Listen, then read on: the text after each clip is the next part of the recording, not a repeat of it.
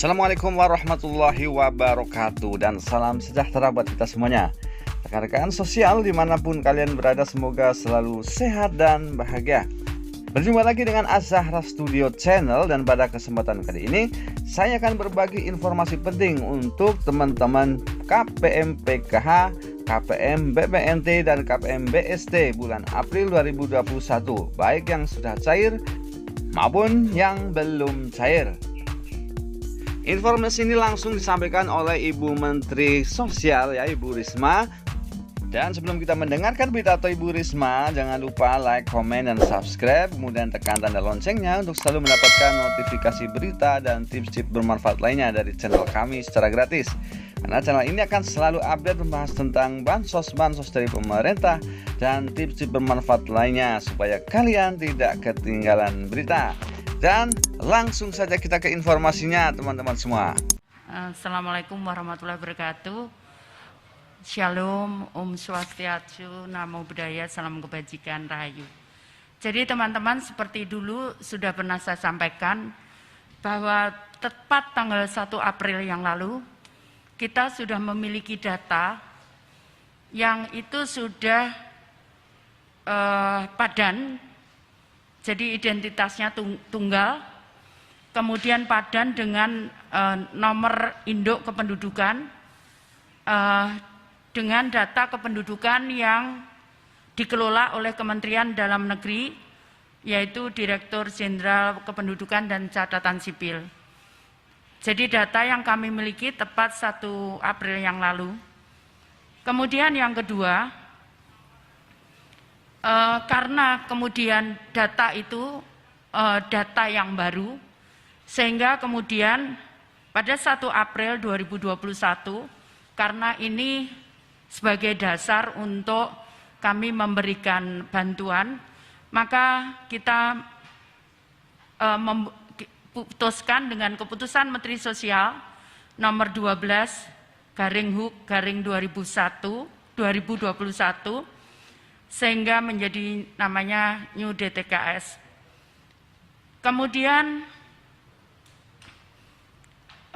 New DTKS ini, karena tadi saya sampaikan bahwa kita melakukan pengontrolan data, sehingga ada beberapa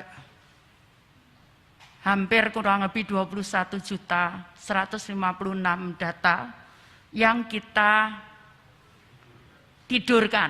Jadi kami kemarin sudah komunikasi dengan BPK, BPKP, KPK, Kejaksaan Agung, dan Kepolisian. Kami menidurkan data 21.156. Sehingga kemudian terjadi beberapa kekurangan data yang saat ini secara terus-menerus itu kita minta dari daerah. Jadi kita buka usulan dari daerah untuk usulan baru. Kemudian mulai setelah hari ini, data tersebut, data New DTKS tersebut bisa dibuka oleh siapapun melalui cekbansos.kemensos.go.id. Ini officially. Banyak akun yang mengataskan nama data bansos. Tapi yang officially itu adalah cekbansos.kemensos.go.id. Jadi dari situ publik bisa, siapapun bisa memantau penerima bantuan sosial, PKH, bantuan pangan non tunai atau BPNT, dan bantuan sosial tunai yang sebetulnya berakhir akan bulan April. Kemudian dengan menyebutkan nama, kemudian tempat tinggal atau desa tempat tinggal penerima bantuan. Kemudian ada dua sisi yang memang kita buat. Jadi yang pertama, sisi pertama, kalau seseorang merasa bahwa dia berhak menerima bantuan, maka kita fasilitasi mereka untuk mengusulkan dirinya atau seseorang untuk mengusulkan dirinya untuk menerima bantuan. Permasalahannya adalah apakah itu sesuai dengan usulan daerah, karena di undang-undang, mohon maaf, undang-undang nomor berapa ya? Nomor berapa, Lur? Nomor 13 2011. Berapa? Perpres 63 nomor 2017 itu bahwa usulan itu harus dari daerah. Jadi karena itu kita akan tetap padankan dengan data daerah. Kalau terjadi perbedaan maka kemudian akan ada kontrol untuk mengecek yang akan dilakukan oleh perguruan tinggi. Nah kemudian yang kedua adalah apabila ada koreksi penerima bantuan, maka siapapun juga bisa, nanti akan kami padankan. Jadi pengusul maupun yang misalkan dia komplain itu akan kami padankan dengan data kependudukan. Tapi untuk pengusul kami akan sembunyikan nomor lengkapnya, bukan pengusul, pengkoreksi.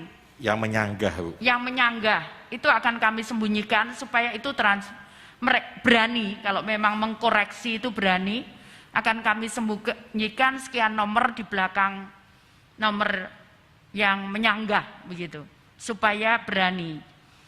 Nah kemudian berikutnya adalah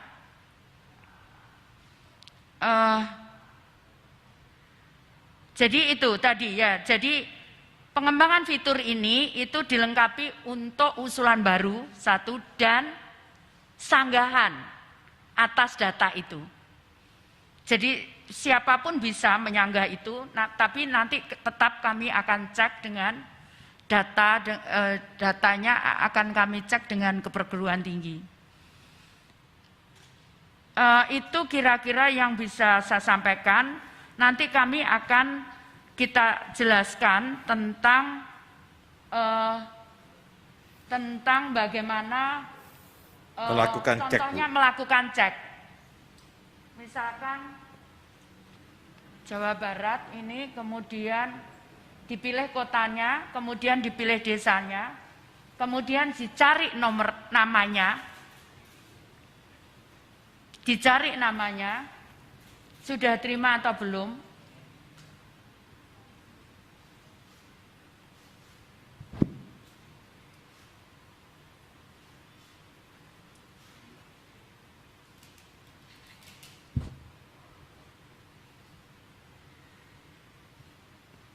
Jadi ini keterangannya, ada yang sudah salur, kemudian yang di sini sedang proses. Jadi kalau yang sudah salur, itu artinya yang bersangkutan sudah menerima. Kalau sedang proses, ini sedang proses di perbankan untuk proses penyalurannya ke penerima manfaat. Jadi seperti itu. Sementara memang belum mobile apps, tapi ke depan kita akan proses dengan teknologi mobile apps. Seperti itu kira-kira. Ada yang mau ditanyakan? Silakan. Ya. Baik, silakan ditanyakan. Selamat sore Ibu, saya Mia dari Jawa Pos. Ibu mohon izin tadi untuk 21 juta ya Bu, data yang di take down itu alasannya apa saja Bu? Pertama, kemudian yang kedua ini kan sudah new DTKS gitu Bu, apakah akan disinergikan atau digunakan juga untuk data bansos lainnya dari kementerian lainnya gitu misalnya, atau untuk dari BPJS Kesehatan yang selama ini mungkin selalu bermasalah gitu Bu disebutnya karena DTKS-nya juga kurang baik gitu dulu yang sering disebutkan. Terima kasih. Jadi yang pertama saya jawab, jadi 21.156 itu data ganda. Jadi ganda bisa namanya ganda. Kemudian ganda menerimanya, itu jadi sesuai aturan, itu kalau PKH dengan BPNT itu bisa. Tapi kalau BST dengan yang lainnya itu nggak bisa. Jadi itu yang kemudian kita ambil satu. Nah, kita memilihnya kemarin karena kalau kita berikan BST itu hanya sampai April. Sehingga kita pilihlah kemudian BPNT yang diharapkan penerima manfaat ini bisa menerima sampai Desember nanti. Seperti itu. Kemudian yang kedua soal dipakai oleh lembaga lain, kami siap digunakan dan insya Allah karena kita sudah ada kontrol dengan di Dukcapil bersama-sama, jadi kontrolnya bersama-sama begitu. Jadi bukan kami sendiri tapi bersama-sama sehingga kalau mau digunakan ya kita siap untuk digunakan seperti itu data kita. Baik, yang lainnya dulu ya, nanti kalau nggak ada boleh ke Mbak lagi. Ada yang lainnya? Oh, silakan Mas. Selamat sore Bu, saya Rizky Metro TV. Bu, untuk penegasan sedikit lagi nih sebenarnya dari angka 21 juta itu kan data ganda. Itu artinya sudah ditidurkan dan tidak akan lagi mendapatkan bantuan. Betul. Atau seperti apa Bu? Jika nanti yang diusulkan ternyata namanya sama gitu. Itu akan ditolak langsung secara sistem. Lalu deadline dari pemerintah daerah itu kapan waktunya Bu? Terima kasih. Jadi kita akan update itu setiap bulan.